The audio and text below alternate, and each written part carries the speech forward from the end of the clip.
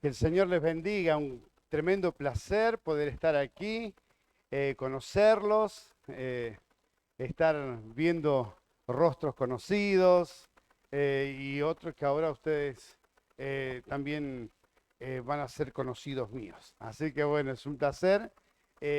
Felicitaciones por este hermoso evento, bella iglesia, felicitaciones. Eh, Al pastor Verdey, cuando yo era un jovencito que estaba incursionando en la prédica como evangelista callejero todavía, eh, nosotros lo escuchábamos, ¡wow! Así que bueno, y poder estar hoy y verlo ha sido una bendición. Bueno, mi nombre es Samuel Andrade, soy oriundo de la provincia de Misiones. ¿Alguien es de Misiones? ¿Tiene alguna persona de Misiones acá? No, no hay nadie de Misiones. Ok. Es una muy linda provincia. Si acá hace calor, allá ustedes no se imaginan lo que hace. En el día puede llover 2 o 3 veces y levantarse ese vapor lindo, así de, ¿no? Pero es una provincia, es la provincia más tropical que tenemos. Así que todos los frutos que hay en Centroamérica hay en Misiones. Es una cosa rara. Y mosquitos también, de todos los tamaños tenemos. Mi esposa es de Santa Fe y tengo mi hijo mayor, Lucas, que tiene 36 años, nació en General Rodríguez. Después Cristian, que tiene 23 años, nació en Cabo Verde, África. Y Matías, que tiene 21 años, nació en Capital y viajamos a África con un bebito de 28 días. Mi esposa vino para tenerlo acá en Argentina, y viajamos con un bebito recién nacido. Así que bueno, más o menos así son las familias de los misioneros. Los hijos nacen en un lado, en otro. Y bueno, desde muy joven nací en un hogar cristiano, soy de tercera generación de familia pastoral. Y mi mamá fue la que me presentó el plan de salvación, me habló de Jesucristo cuando yo tenía 12 años. Ella me llamó, un día estaba lavando ropa y me dice, Samu, ven, quiero hablar algo importante con vos. Y me dijo, hijo, vos naciste en un hogar cristiano, pero vos necesitas aceptar a Cristo. Dice, porque si vos hubiese nacido en ese garage, vos no serías camioneta, me dijo. Así que vos necesitas aceptar a Jesucristo como tu Salvador personal. Y ella así me tiró una indirecta, dice, porque tenés dos opciones, el cielo o el infierno. Ahí yo como que dije, bueno, si seguí con esa indirecta, ¿a dónde querés pasar la eternidad? Me dijo. Digo, en el cielo. Bueno, es Cristo, hijo. No hay otro camino. Vos tenés que aceptar a Jesucristo, porque de lo contrario, el camino es el infierno. Tragué saliva espesa, acepté a Jesucristo en ese momento, eh, entendiendo de que Él era mi Salvador. Así que allí ella oró por mí, me puso sus manos en la cabeza, me oró por mí. Y ese día para mí fue algo tan lindo porque cuando salí de allí parecía que yo estaba caminando en el aire. Yo venía con una tristeza a los 12 años. Uno puede decir qué tristeza puede tener un adolescente, un preadolescente de 12 años. Pero en esas vacaciones, eso fue en el mes de febrero, en esas vacaciones habíamos ido a visitar a un familiar y el hijo de esa familia era un muchacho grande, había intentado abusar de mí. Y yo no me atreví a contarle a nadie. Y yo lo único que pensaba era cuando yo sea grande y tenga 17 años, yo pensaba que con 17 años uno ya era grande, lo voy a matar. Así que yo estaba en esos días, eran semanas de mucho odio, de mucho resentimiento, de mucha angustia, y cuando mi mamá me presentó a Jesucristo, algo salió de mí. La cosa es que después yo me recordaba de la situación, me recordaba de ese familiar, pero no podía odiarlo. El Señor sacó toda la angustia de mi corazón, toda la amargura.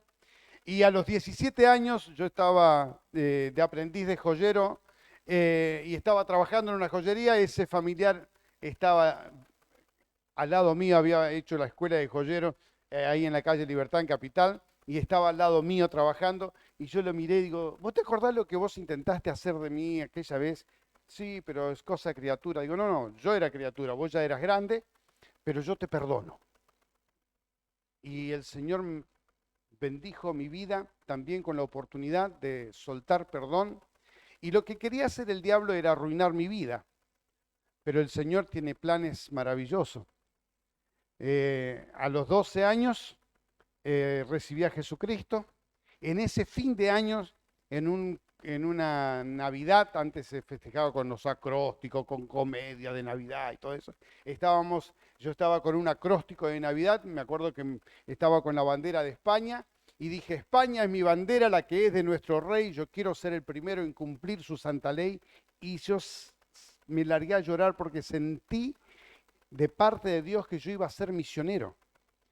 Y así que tuve mi llamado misionero, mi primer llamado misionero a los 12 años, en ese fin de año. Así que en septiembre de ese año también fui bautizado en las aguas.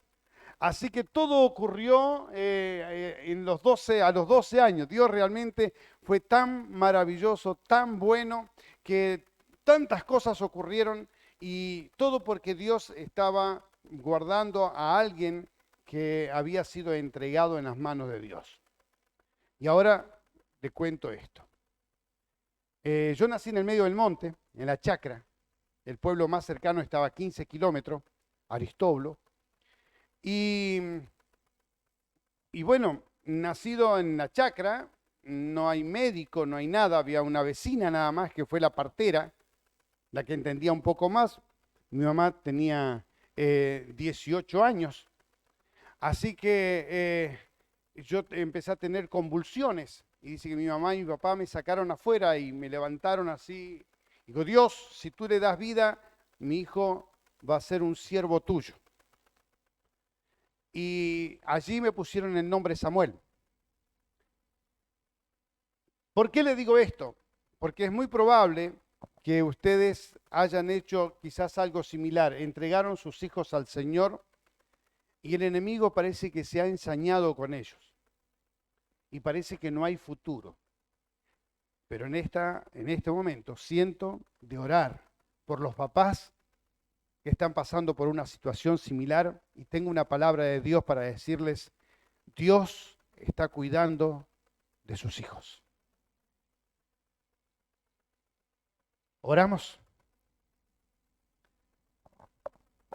Amado Dios, en este momento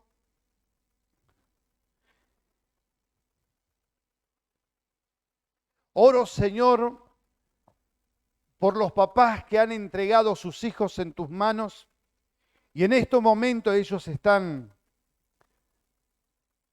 como si fuese apartados de ti, pero sabemos que tú lo estás tratando.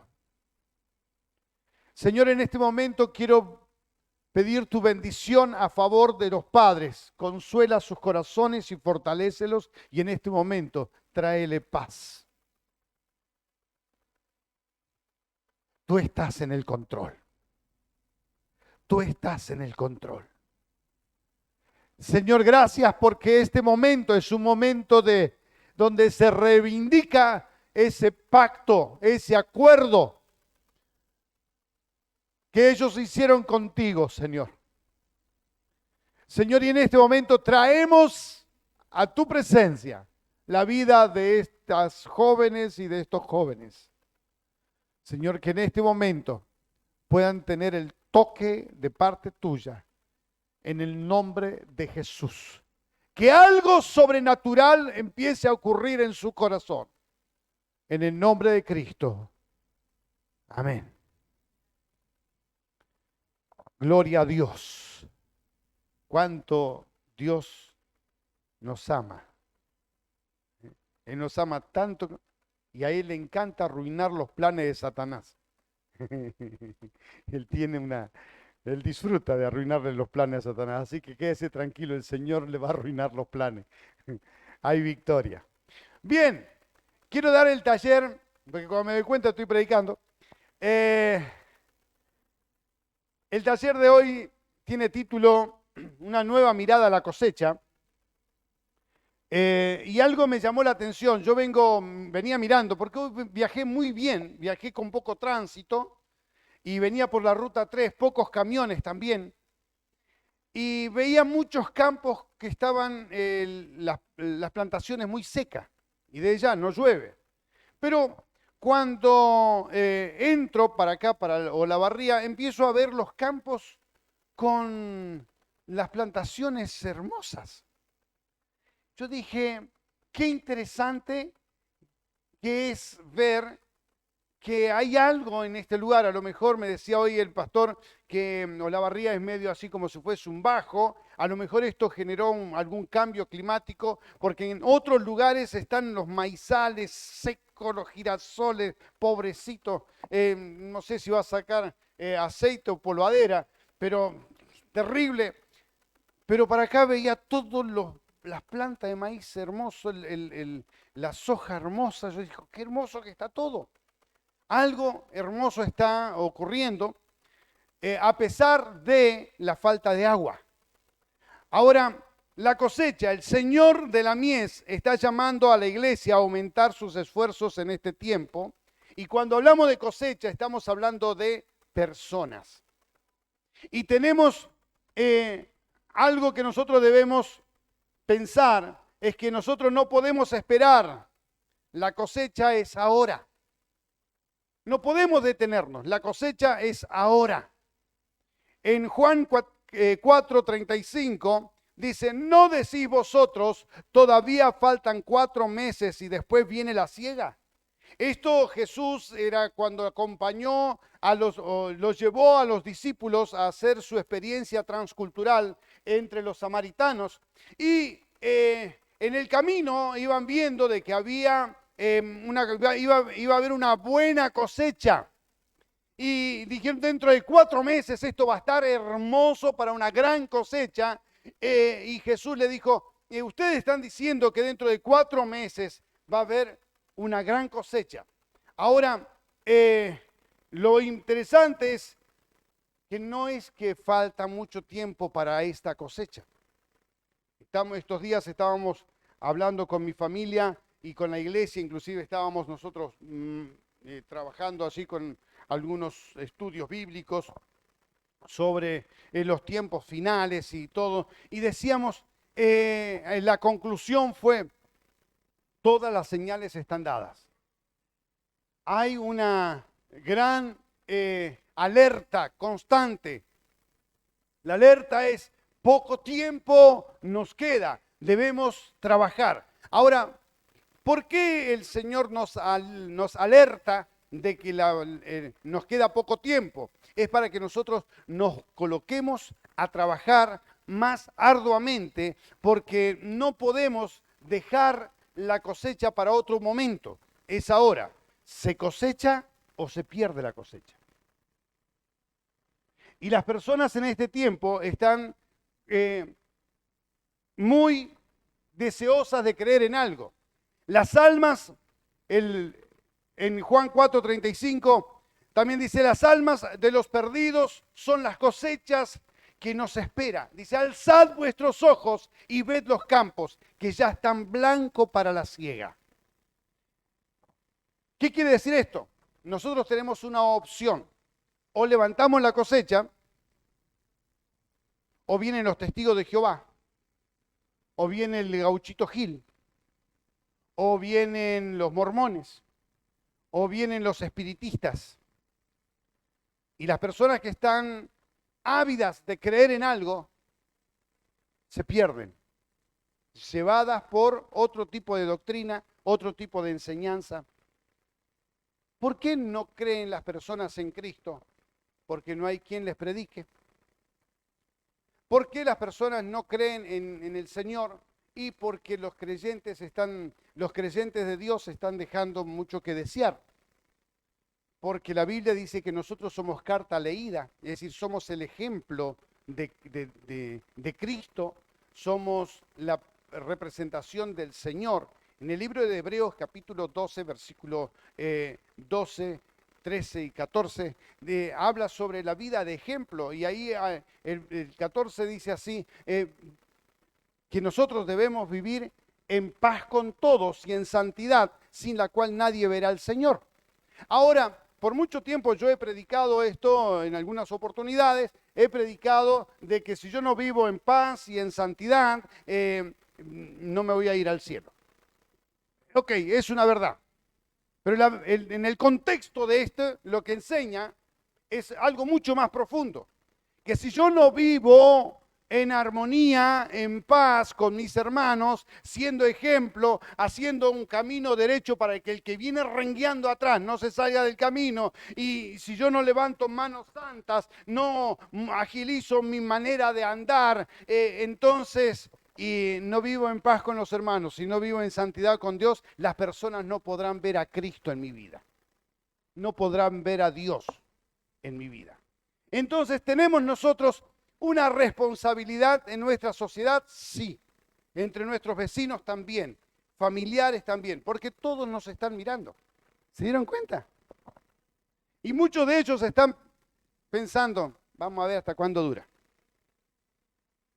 ¿Será que esto que están diciendo es verdad? Eso, vamos a probarlo, a ver. Y ahí algunos te tiran un cactus en tus manos, es decir, un insulto, te provoca, a ver cómo reaccionás con esa situación, a ver si realmente amás, si realmente perdonás, si realmente restaurás. Y algunos te traen la suegra para que viva con vos y... ¿Por qué te reíste? Ahora, nosotros miramos que hay situaciones que son lógicas y son de nuestro día a día que nos van pasando y la gente está mirando ahí cómo reacciona en la enfermedad, en la escasez, en las injusticias. Les cuento una cosita que ocurrió en la iglesia. A propósito, estamos pastoreando una iglesia en Longchamps, una iglesia muy pequeña que asumimos en el 2020 en plena pandemia. El 10 de mayo del 2020, asamblea por Zoom, los primeros, conocer a los hermanos por Zoom, los hermanos no me conocían. Así asumimos una iglesia que se estaba cerrando, tenía 5 personas nada más que se congregaban y ahora gracias a Dios ya somos más de 60, era un comedor infantil muy bueno, eso sí, como era un comedor comunitario, en ese momento estaban atendiendo a más de 400 personas. Dios realmente, el templo era un depósito de alimento. No había gente para nada, pero bueno, la pandemia nos hacía culto, así que el templo se había transformado en un depósito. Pero bueno, asumimos el pastorado en el 2020 y una de las cosas que ocurrió, un hermano tuvo una tragedia, unos muchachos haciendo picada con moto hace unos 3 años atrás, antes de la pandemia, lo chocaron a él y lamentablemente el muchacho de la moto muere.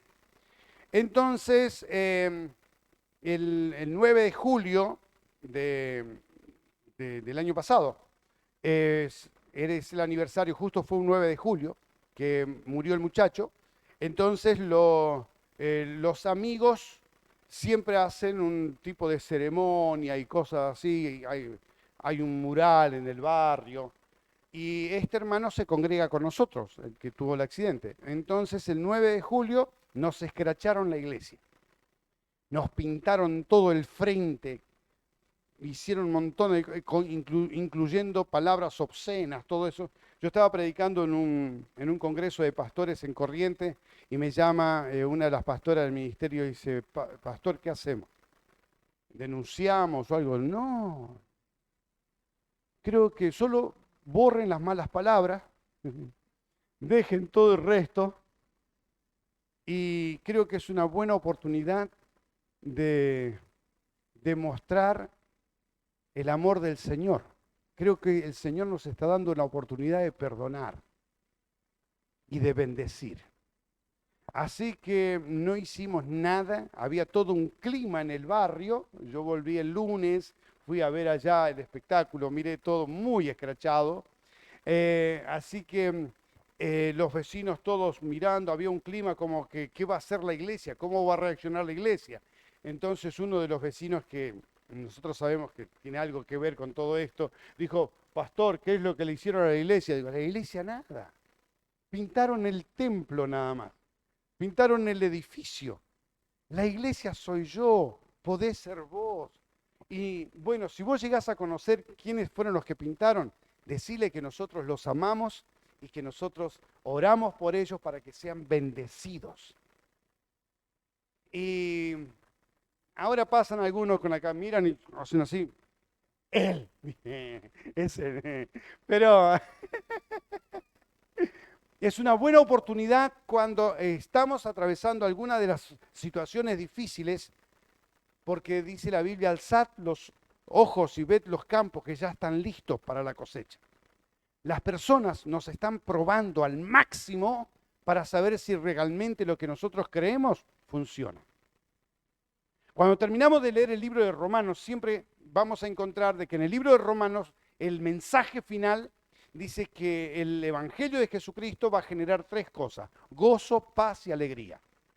Eso es el Evangelio de Jesucristo, es la salvación. Si alguno de los que estamos acá no generó gozo, paz y alegría el Evangelio, y si siente que le agarró problema, que angustia y todo, abandone lo que creyó, acepte otra vez a Cristo, es una oportunidad, y reciba gozo, paz y alegría, que es lo que es el Evangelio de Jesucristo. Así que el Evangelio de Jesucristo tiene que generar eso y nosotros somos los portadores del gozo, la paz y la comunión con Cristo. Entonces levanten los ojos y vean, las personas te están mirando para ver si todo lo que vos creíste lo vivís. De lo que vos hablás, lo estás viviendo. Entonces van a creer en Dios y van a dejar de creer en el gil ese y van a creer en Dios a través de tu vida. Avanzamos. Debemos trabajar juntos para traer la cosecha. Y hay dos versículos, uno en Juan 4:37 y el otro en 1 Corintios 3:8. En Juan 4:37 dice, porque en este caso el dicho es verdadero, uno es el que siembra y otro es el que ciega. Y en 1 Corintios 3:8 dice, el que planta y el que riega son una misma cosa, pero cada uno recibirá su propia recompensa conforme a su propia labor. Así que tenemos que trabajar para levantar la cosecha. ¿Quiénes serían los que están cosechando? Vamos a pensar en el área de misiones. El que va, deja de hacer el evangelismo cultural y se va a hacer un evangelismo transcultural a otra cultura y está evangelizando y cosechando. Y ese es el que está allá. Y nosotros que estamos acá somos los que capacitamos, los que ofrendamos, los que oramos. Ahora, muchas veces creemos de que por estar de este lado somos menos importantes del que está en aquel lado. Los que están en aquel lado están levantando la cosecha y nosotros estamos nutriendo al cosechador. Ahora, ¿quién es el que bendice? Dios bendice, Dios es el que bendice al que levanta la cosecha y al que sostiene al cosechador. El galardón es el mismo. Hay una historia que donde surge más o menos todo lo que es la idea de ser bendecido tanto el que está en la batalla como el que cuida del bagaje. La historia está en 1 Samuel 30, cuando David tuvo una situación lamentable. Ellos venían de combatir y el pueblo enemigo se llevó a todos su familia y los bienes. Y cuando vinieron, ellos vieron eso, lloraron amargamente, salieron corriendo, consultaron a Dios y Dios le dijo, vayan porque yo los voy a entregar. En el camino hubo un grupo que se cansó. Y esta es la historia. El versículo 24 del capítulo 30 dice, y David dijo, cuando volvieron de conquistar, los que trajeron todo el botín, no le querían dar a los que se habían quedado cuidando el bagaje, cuidando el equipaje. No, esto no, si estos se quedaron, en vez de ir a... Y David dijo, no es así. Y ahí viene esto. Dice, y David dijo, no hagáis eso, hermanos míos, de lo que nos ha dado Jehová, quien nos ha guardado y nos ha entregado en nuestras manos a los merodeadores que vinieron contra nosotros. ¿Y quién os escuchará en este caso?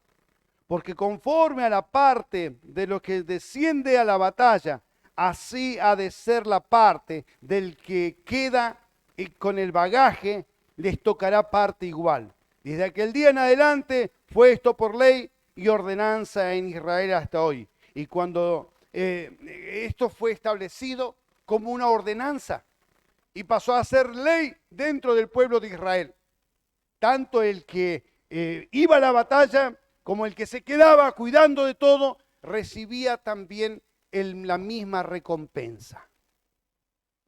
Qué interesante. Era una revelación de cómo Dios en el día de hoy actuaría exactamente con el hermano que se levanta a las 4 de la mañana a interceder por un misionero.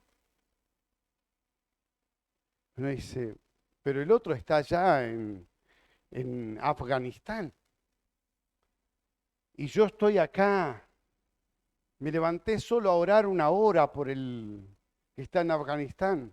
O está trabajando y por ahí se recuerda de un misionero y ahí mientras está trabajando empieza, Señor, yo te pido que tú estés ayudando a ese misionero que está en la selva ecuatoriana o que está en tal lugar, Señor, provéele. Y en un momento empieza a orar por provisión o empieza a orar por sanidad. Y usted no sabe si está necesitando plata o si está enfermo, pero empezó a orar, a orar, a orar. Y mientras está orando, el Señor está obrando allá.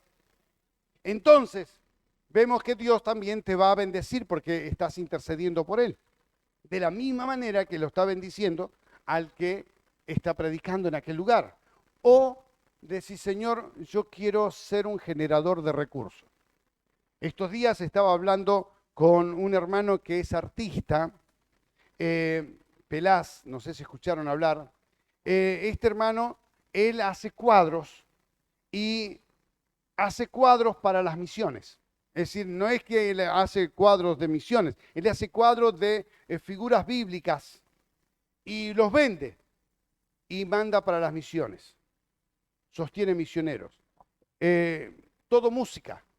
El hermano Marcelo, él es una de las casas de música, ellos son cristianos y ellos 2 veces al año dan una ofrenda generosa para los misioneros.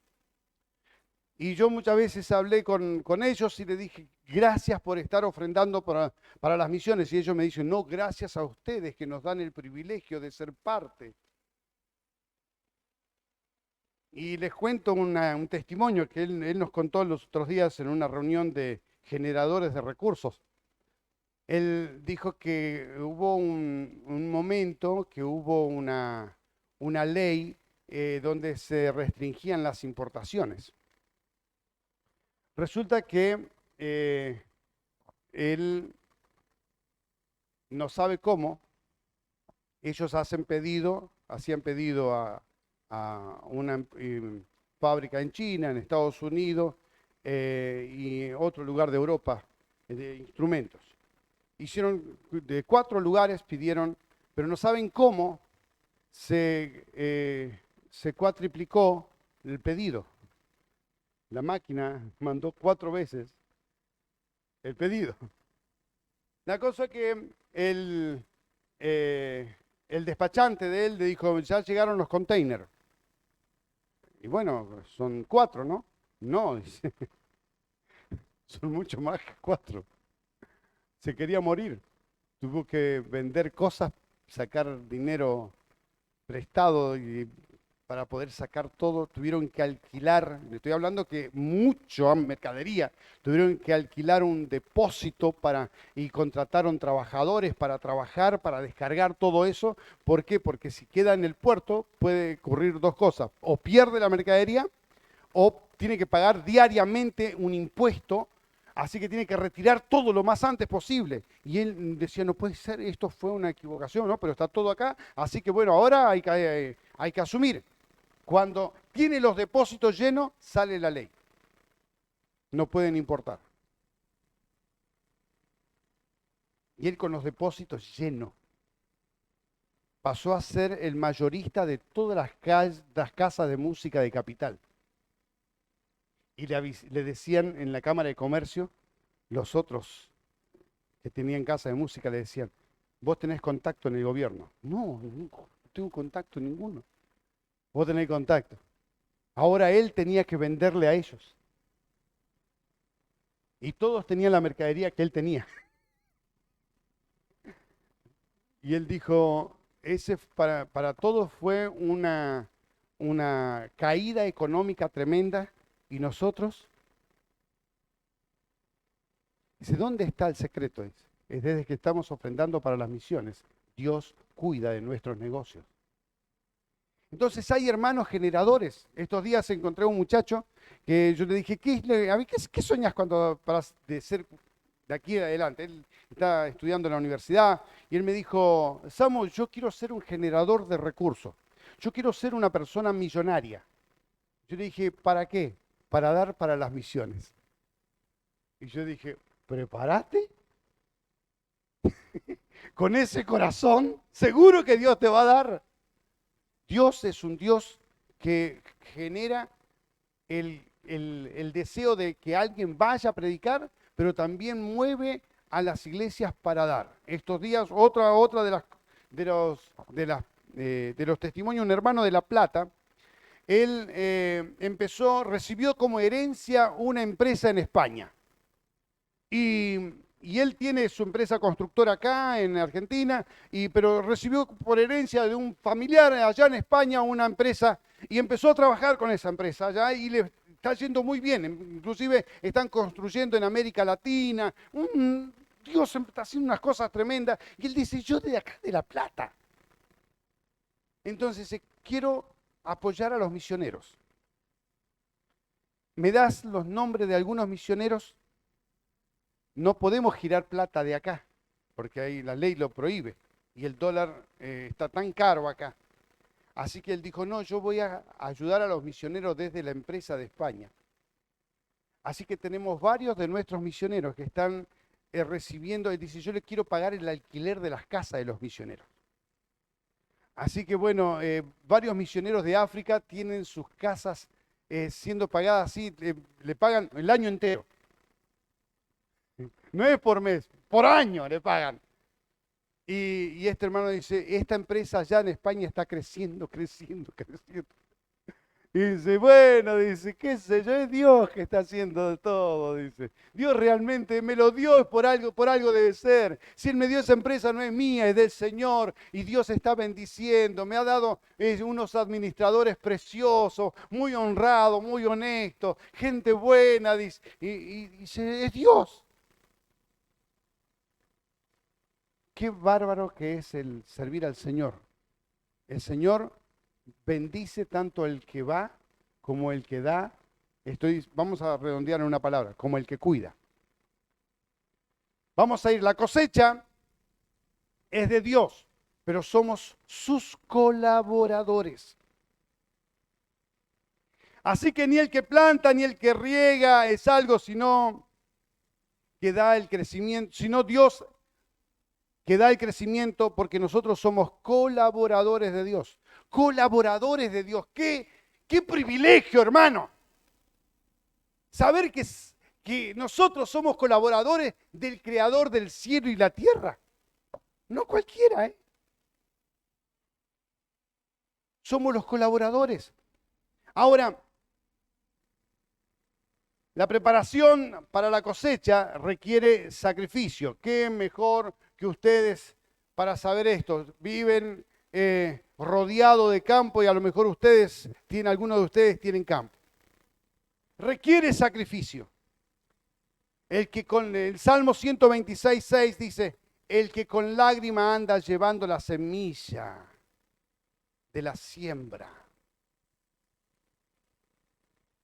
Para preparar la tierra, para preparar la cosecha, para levantar la cosecha, se requiere sacrificio. Cuando es el tiempo de la cosecha no se duerme, se piensa solo en la cosecha. Se trabaja para la cosecha, pero trayendo la cosecha produce gran gozo. Cuando se levanta la cosecha, el Salmo 126, 5 y 6 dice, los que sembraron con lágrima segarán con gritos de júbilo. El que con lágrima anda, en verdad volverá con gritos de alegría, trayendo sus gavillas. Viene contento. Si ustedes fuesen de misiones, daríamos a Pucay. De alegría. ¿Por qué? Porque hay una abundante cosecha. Ahora, cuando no hay abundante cosecha, hay tristeza. Cuando no se puede cosechar, es terrible. Pero cuando hay abundante cosecha, hay alegría, hay gozo. En Juan 4:36 dice, ya el segador recibe salario y recoge fruto para vida eterna. Para el que siembra, dice, para el que siembra se regocije juntamente con el que siega. ¡Ah! ¡Hay alegría! Tanto el que sembró como el que cosecha está alegre. Valió la pena mi trabajo. Valió la pena. Entonces, segamos donde no sembramos, así que debemos sembrar donde no segaremos. En Juan 4, 37, 38 dice, uno es el que siembra y otro es el que ciega. Yo os envié a cegar lo que no habéis trabajado. Otros han trabajado y vosotros habéis entrado en su labor. ¿Esto qué quiere decir? Que cuando salgamos a hacer el evangelismo, posiblemente alguien ya le habló de Jesús en algún momento, o alguien dice, yo tengo un pariente mío que era creyente evangélico pentecostal compulsivo. Siempre me hablaban de Jesús. Yo tenía un amigo, un compañero de trabajo que siempre me decía que Jesús me amaba. Estábamos haciendo evangelismo, nosotros tenemos una modalidad de evangelismo que se llama Buscando Milagro. Y vamos en las casas, golpeamos la mano y le preguntamos, ¿necesitan un milagro? Somos de la iglesia de aquí, del barrio, y estamos orando por milagro. ¿Necesito un milagro? No, no necesito nada, no, porque como estamos orando por la inseguridad del barrio, sí, la verdad que sí, ¿no? Porque en todos lados hay choreo. En Buenos Aires estoy hablando, acá no, pero en Buenos Aires es terrible. Vivo en Lanús. Así que, y entonces empezamos a hablar desde la reja hasta la casa, hablando, y dice, ¿qué tengo que hacer? No, usted quédese ahí, yo acá, y voy a orar por un milagro. Así que desde la vereda oramos por un milagro y a veces dice, sí, tengo mi pariente, tengo un sobrino, tengo alguien que está internado, tengo alguien que está con problemas de adicción y esto acá, porque le decimos, ¿tiene algún conocido que tiene problemas de adicción? Oramos. Alguien, porque algún milagro, le tenemos que sacar un milagro. Porque estamos orando por milagro, así que algo va a pasar. Entonces le decimos, bueno, ¿con quién tuve el gusto de hablar? Dígame solo el primer nombre, no me diga el apellido ni nada, para que no se sienta invadido. La semana que viene alguien va a pasar por acá para preguntarle qué es lo que Dios hizo. ¿Está bien? Genial. Entonces anotamos el número de la casa, por qué oramos, y vamos en la iglesia y le metemos oración, ¿no? La otra semana volvemos otra vez y preguntamos qué Dios hizo. Siempre algo Dios hizo. Así que este método de salir a predicar el Evangelio nos ha hecho tener algunos testimonios. Y uno de los testimonios fue un señor, me di cuenta que era pelado porque lo que tenía era peluca. Me dijo una cosa rara, un gato arriba. Así que nosotros los pelados tenemos autoridad para hablar eso. Así que empecé a hablar, tengo un compañero de trabajo que me habla siempre de Dios. Y yo lo cargo, lo molesto, pero algunas veces me acerqué a él porque yo tengo un problema que a veces entre los lunes, dice, yo voy cargado de tomar todo el fin de semana. Dice, yo entre semana no tomo, pero los lunes estoy con una resaca mal. Y él ora por mí y se me va todo. Fíjese, tipo se llena la cara, fin de semana, y el lunes el Señor lo restaura. El Señor es bueno. Y dice, y siempre lo cargamos, dice, pero yo lo respeto, dice, juego con él, pero él sabe que yo lo respeto, porque él tiene eso, dice, él siempre está dispuesto. Dice, y él siempre y es más, dice, yo le busco el radio cristiana y le digo, acá está la alabanza, porque él dice alabanza, en vez de decir música, dice la alabanza, dice. Acá está, alabanza, dice él, ¿no? Y dice, me decía todo lo que le cargaba el compañero. Dice, y ahora estoy acá y apareces vos. Me parece que Dios me está rodeando, ¿no? Dice. ¿Y dónde está la iglesia? Le dije, mira vos, dice, no sabía acá. Si yo lo cargo tanto a la alabanza, dice, y ahora tengo cerca de mi casa una iglesia. Dice, ¿te molesta si yo voy? Y dije, no. Es más, te estoy invitando. Ah, ¿puedo ir? ¿Qué se hace ahí adentro? Y empezamos a charlar. Y me dice, yo voy a ir. Así que estamos orando para que en este fin de semana que viene, pueda estar en la iglesia. Porque bueno, si no lo voy a ir a visitar otra vez, le voy a amenazar. O venía a crédito, te robo el gato, le voy a decir.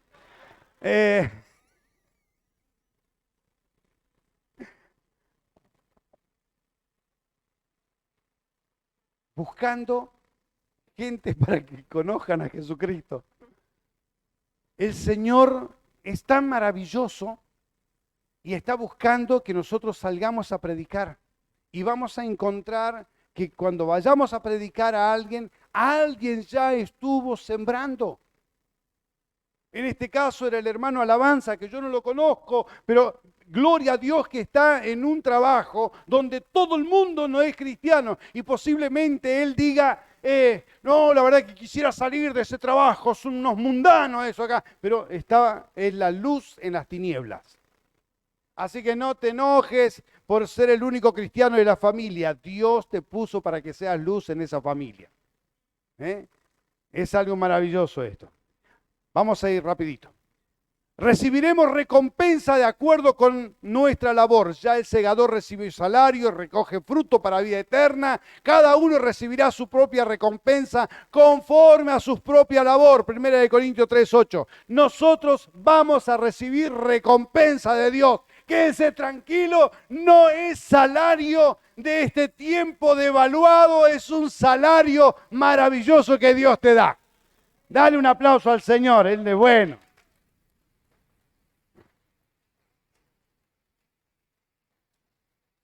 Aleluya. ¿Cosecharemos de acuerdo con lo que sembramos? Sí. Cosecharemos de acuerdo, es la ley. En 2 Corintios 9:6 dice, el que siembra escasamente, cosechará escasamente. Y el que siembra con generosidad, también con generosidad cosechará. Normalmente hablamos esto acá de la ofrenda. Pero si evangelizamos más, ¿qué va a pasar? Más personas van a recibir a Jesucristo. El 90% de los creyentes, esto tengo un estudio hecho, el 90% de los creyentes evangélicos compulsivos de las iglesias no evangelizan. Yo le voy a hacer una pregunta, no me respondan, simplemente quiero que se retuerzan.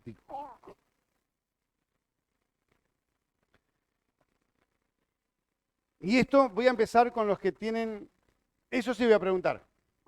Y levanten la mano nada más. ¿Cuántos de los que están aquí tienen más de 20 años en Cristo? Yo levanto mi mano. Miren, vamos a comunicarnos bien. Esto es sí, esto es no y esto es ni. Más de 20 años con Cristo. Ahí está. Ni. Solamente eso, listo. En algunos años yo estuve varios años colaborando, siendo parte del equipo pastoral de una iglesia en Temperley, pastor Edgardo Muñoz, y ahí fui pastor de evangelismo. Y hice una encuesta en la iglesia de hermanos de más de 20 años, más de 10, más de 5. Más de 20 años, le pregunté, ¿cuánta gente en todo, cuánto hace que conoces a Cristo? Pero una encuesta así media solapada, tramposa. ¿Y cuánto hace que conociste a Cristo? 20, 23, 24, 30 años. Me imagino que habrás ganado mucha gente para Cristo. ¿Cuánta gente ganaste para Cristo? Y un hermano que tenía más de 30 años de cristiano, me contó con mucho orgullo que había ganado 14 personas para Cristo. Otros, hice los primeros años, evangelicé. Es decir, yo fui anotando algunas estadísticas y después le voy a decir a usted algunas cosas que saqué de ese estudio.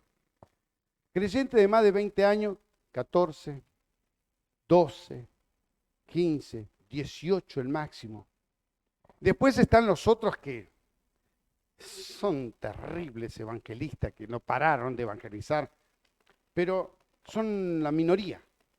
La mayoría de los creyentes evangelizaron a esas personas. Cuando yo le dije, ¿en qué época? Hice en los primeros años. Me di cuenta que en los primeros 5 años las personas se evangelizan. Quiere decir que este que tenía 20 años, hacía 15 años que no ganaba a nadie. Los que se fueron añadiendo a la iglesia fueron los nietos, los hijos, pero era por ósmosis. No era que salió a evangelizar. Entonces, nos damos cuenta que los creyentes viejos no evangelizan. Evangelizan los nuevos. ¿Pero por qué? Inclusive algunos dicen, no, eso porque está en el primer amor. Y piensan que el primer amor es el inicio de la vida cristiana. Primer amor es Jesús. Ese es primer amor. En el libro de Apocalipsis has perdido el primer amor, dice, has perdido a Jesús, a Cristo. Entonces alguien que no predica es porque no es fanático de Cristo, de lo que Cristo hizo en la cruz. Entonces los creyentes evangélicos tienen montones de actividades dentro de la iglesia y no fuera de la iglesia. Están pensando todo para dentro de la iglesia y no pensando en las personas que no tienen a Cristo afuera de la iglesia. Entonces no evangelizan. A mí me sorprende cuando miramos ese mensaje a las 7 iglesias. De las 7 iglesias, 6 de ellas estaban desenfocadas. Como resultado, tenemos una Turquía hoy que es islámica, donde estaban las 7 iglesias. Las 7 iglesias están en el país de Turquía.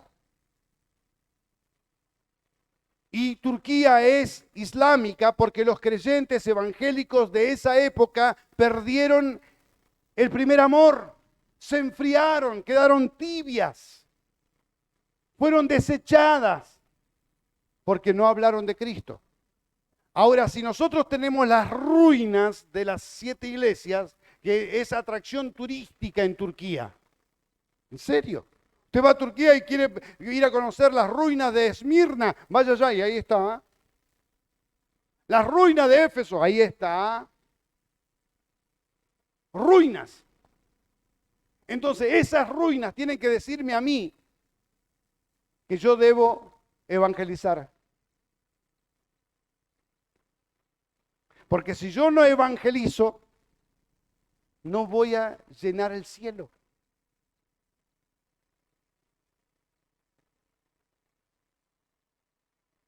Si tengo la oportunidad de vivir en una sociedad donde todo el mundo no es cristiano, debe ser por algo, ¿no? Creo que Dios te puso ahí, ¿no? Es decir, no es un castigo, es una oportunidad. Para vos, para predicar, y para los otros, para oír. Yo voy a ir terminando. Ya van a ser las 7. Se acaba pronto el tiempo de la cosecha.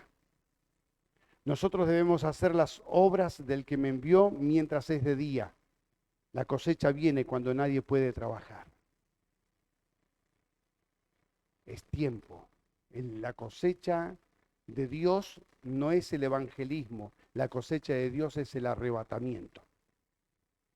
Cuando venga el arrebatamiento, no vas a tener oportunidad de ir a hablarle a alguien de Jesús, ya es tarde. Pero hay gran escasez de obreros disponibles. En Mateo 9:37 dice, entonces dijo a sus discípulos, la mies es mucha, pero los obreros pocos. Había un hermano que dijo flojos. No, pocos. Flojos son de allá de Buenos Aires. Mateo 9:38, debemos orar que otros se presenten para trabajar con nosotros en la cosecha. Señor, rogad al Señor de la mies que envíe obreros a su mies. Por tanto, rogad al Señor de la mies que envíe obreros a su mies. Entonces debemos orar para que Dios envíe obreros. La palabra envíe en el griego, en el original, quiere decir también lanzar. Rogad al Señor para que envíe, y si alguien no quiere ir a las buenas, lánzalo, Señor. O vas a las buenas,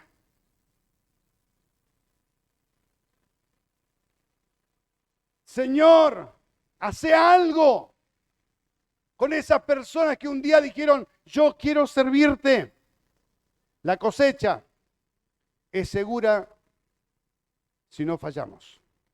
En Gálatas 6:9 dice, no nos cansemos pues de hacer el bien, porque a su tiempo cosecharemos si no desmayamos.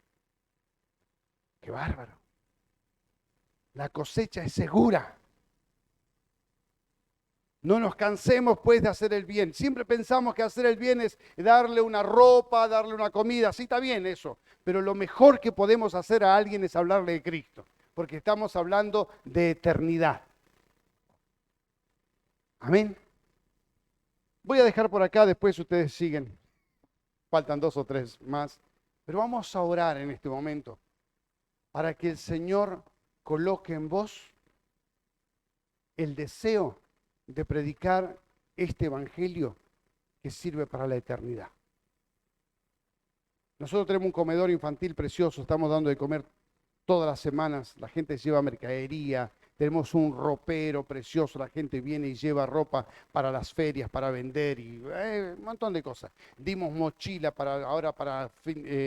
en inicio de marzo para los chicos de la escuela, mochilas con todos los útiles, cosas muy lindas. Pero no le damos un lápiz sin primero orar con ellos. Ahí la tenemos la señora, nos ponemos un cubreboca, vamos y la abrazamos y oramos por la señora. Hay algunas que medias se manifiestan así, está bien que se manifiestan, le oramos igual. Si van a un comedor en algún otro lado, les llenan la cabeza de ideología. En nuestro comedor le llenamos la cabeza de Cristo. Y si quieren venir, que vengan. Le hablamos de Cristo, bendecimos, oramos por ellos. Porque no es importante la comida, no es importante la ropa, es importante Cristo. Nos ponemos de pie.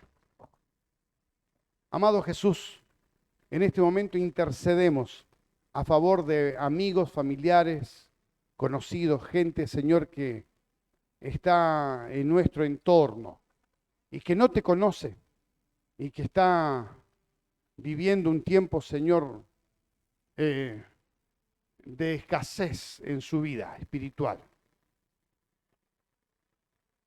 Señor, ayúdanos a que podamos ser los comunicadores de tu evangelio. Señor, sabemos que la decisión es nuestra. Nosotros tenemos que tomar la decisión de ser comunicadores del evangelio. Nadie puede tomar la decisión por mí. Yo necesito tomar la decisión. Ayúdame, Señor, a hacer luz, a hacer sal, a ser un comunicador, a ser alguien que refleje tu vida, a ser pequeño Cristo en el trabajo, en el colegio, en la universidad, en el barrio, en la familia. Señor, ayúdame a ser una persona alegre, feliz, sin necesidad de pecar, para que las personas puedan conocerte y verte a vos. En el nombre de Jesús. Amén. Que Dios les bendiga.